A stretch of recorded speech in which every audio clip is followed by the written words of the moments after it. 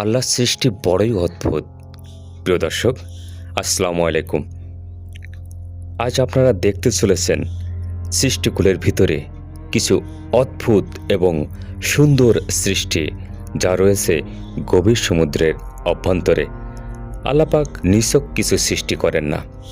আল্লাহ পাক বলছেন, আমি 18,000 মাখলুকাত সৃষ্টি করেছি, যার ভিতরে মানুষ হচ্ছে শ্রেষ্ঠ। আর যা সৃষ্টি করা হয়েছে তা মানুষের কল্যাণের জন্য।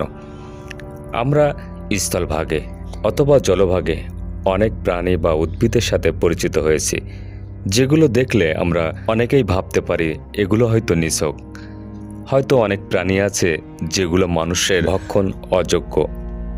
আল্লাহ পাক বেহেশতের ভিতরে যে নাজ নিয়ামত রেখেছেন তা কিন্তু শুধুমাত্র খাওয়ার জন্য না, সৌন্দর্য বর্ধনের জন্য।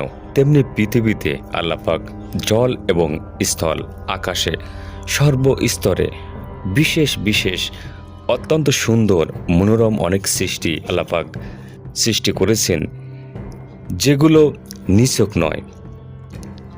আল্লাহ পাক বেহেশতে সৃষ্টি করেছেন, আর এই বেহেশতের নমুনা স্বরূপ পৃথিবীতে তেমনিভাবে অনেক প্রাণী বা উদ্ভিদ সৃষ্টি করেছেন, যেগুলো এই পৃথিবীর সৌন্দর্যকে বর্ধিত করেছে।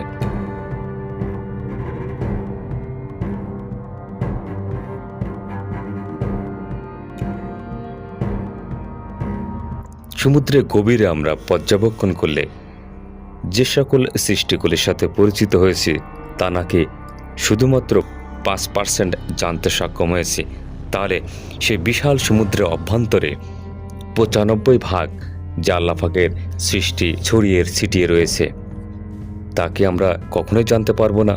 আল্লাহ পাক নিছক কোনো কিছুই সৃষ্টি করেন না। সমুদ্রের অভ্যন্তরে যে সকল মাছের সাথে আমরা পরিচিত হতে সক্ষম হয়েছি, ডুবুরিরা সেই গভীরতায় তা সত্যিই অপরূপ। ধন্যবাদ ভিডিওটি দেখার জন্য।